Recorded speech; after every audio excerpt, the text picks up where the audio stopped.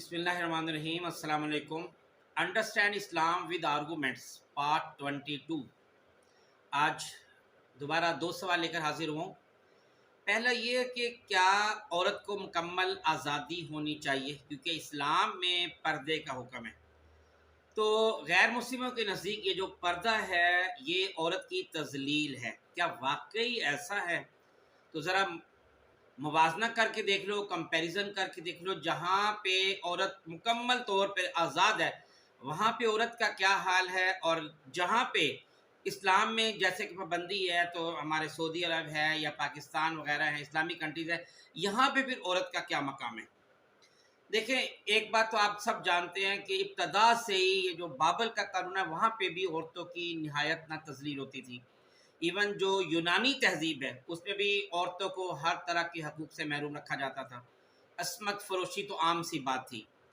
Room की तहजीब देखें तो वहाँ पे मर्द बीवियों को जब चाहे कत्ल कर देते थे, क्योंकि मिस्रियों के नज़दीक अगर आप गौर करें तो जो पुराना मिस्र है, औरत को बुराई और शैतान की निशानी समझा जाता था। और मगरिब में आप अच्छी तरह जानते हैं, या आजकल का भी मगरिब है जो कि औरत को यानी आप टिश्यू पेपर की तरह इस्तेमाल किया जाता है, मर्दों के दिल बहलाने का ज़रिया। अगर आप गौर करें ना, एक आदाद शुमार के मुताबिक तो अमेरिका में हर 1.25 मिनट में ना एक औरत की बेहरमती होती है।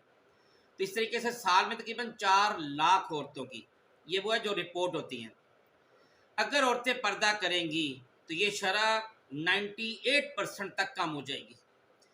देखें, अगर हम औरतों की बेहरमती की कैलकुलेशन देखें तो उन जिन मुल्कों में औरतों की ज़्यादा आज़ादी है वहाँ पर हाल देख लें। इंडिया में हर साल तकरीबन 28,000 औरतों की बेहरमती होती है। ये वो रिपोर्ट हैं जो रिपोर्ट्स होती हैं। बरतानिया में तकरीबन 22,000 है ये शरह, फ्रांस में 15,000 है, रूस में 7,000 है तकरीबन सालाना।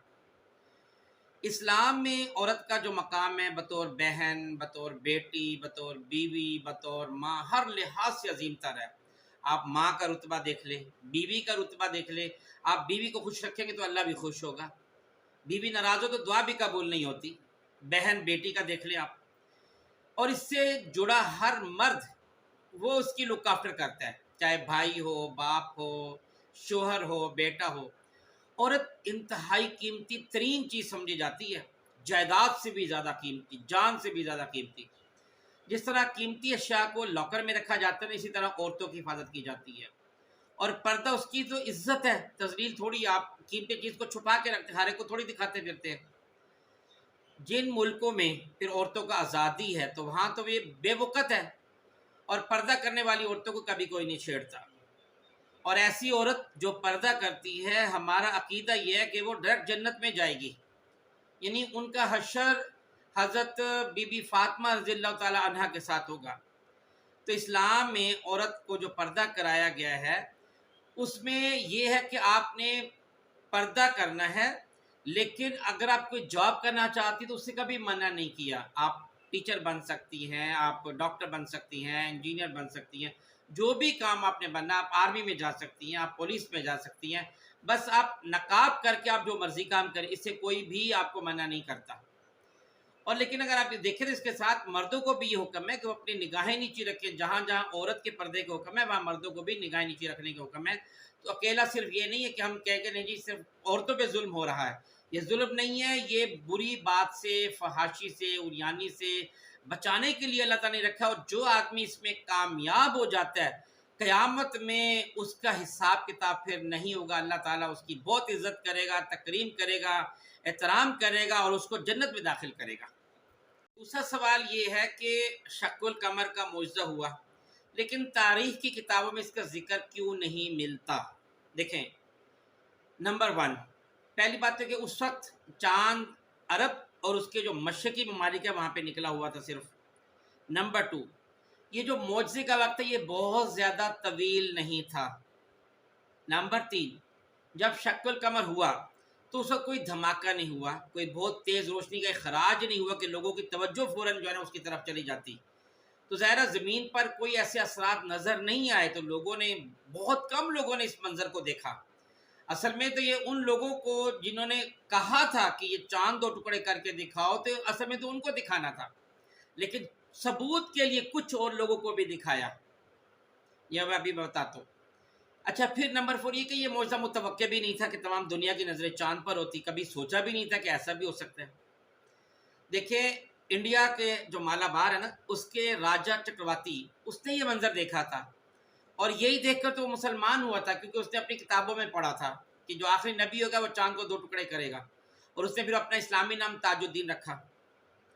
चीन की एक कदीम इमारत से कुछ पत्थर निकले हैं, उन पर लिखा है कि इस इमारत की तामीर उस साल हुई जिस साल चाँद 2 हिस्सों में तक़सीम हुआ। किताब तारीख़ फ़रिश्ता में भी इसका ज़िक्र मौजूद है। और फिर ये ज़रूरी नहीं कि अगर कोई मग़रिबी मुफ़क्किर कोई ज़िक्र ना करे तो वाक़या ही पेश ना आया हो। मिसाल के तौर पे तौरात में ये ज़िक्र है कि हज़रत यूशा अलैहिस्सलाम के लिए सूरज ठहर गया था और ये दिन का वक़्त था, लेकिन इसको किसी भी अहले तारीख़ ने नहीं लिखा, बयान ही नहीं किया, ये दिन का वाक़या है। नासा की अगर आप रिपोर्ट देखें तो उसमें बहुत वाज़ेह है कि चाँद के दरमियान में एक बड़ी लकीर मौजूद है, जो शो करती है कि किसी ज़माने में ये टूट कर जुड़ा है और इसकी एक तह दूसरी तह के ऊपर आई हुई है। और लास्ट पॉइंट इसमें मैं ये बताऊँगा कि इंडिया की यानी हिंदुओं की कुछ किताबों में आप सल्लल्लाहु अलैहि वसल्लम को काल्की कहा गया है, और ये भी लिखा है ये जो काल्की है ये चाँद को 2 टुकड़े करेगा। और उस वक़्त कुछ लोग, जब ये चाँद का वाला वाक़या हुआ, तो कुछ लोग सफ़र से आ रहे थे, उनसे जब पूछा गया, क्योंकि अबू जहल तो ये सोच रहा था कि शायद ये मेरी आँखों के ऊपर नौज़ुबिल्लाह जादू कर दिया गया है, तो उसने उन लोगों से पूछा, तो उन लोगों ने भी इसकी तस्दीक की कि हाँ, वाक़ई हमने देखा था कि चाँद 2 टुकड़े हुए और 2 हिस्से अलग-अलग दूर-दूर चले गए। तो इसलिए अगर ये हकीकत है, ऐसा ही हुआ है, हमारा ईमान है ये, कुरान पाक में भी इसका ज़िक्र है, अगर तारीख़ की किताबों में इसका ज़िक्र नहीं मिलता तो उससे कोई फ़र्क नहीं पड़ता। इस तरह की बेशुमार जैसे मैंने मिसालें दी हैं कि ज़िक्र नहीं भी है तो नहीं है, जिन लोगों ने नहीं देखा तो उसने उसका ज़िक्र नहीं किया। ये तो जिन्होंने देखा उनको चाहिए था कि इस अपनी किसी बुक में इसका ज़िक्र ज़रूर कर देते। बहरहाल जिन्होंने ज़िक्र किया वो मैंने आपको बता दिया। बहुत शुक्रिया। अस्सलाम वालेकुम व रहमतुल्लाहि व बरकातहू।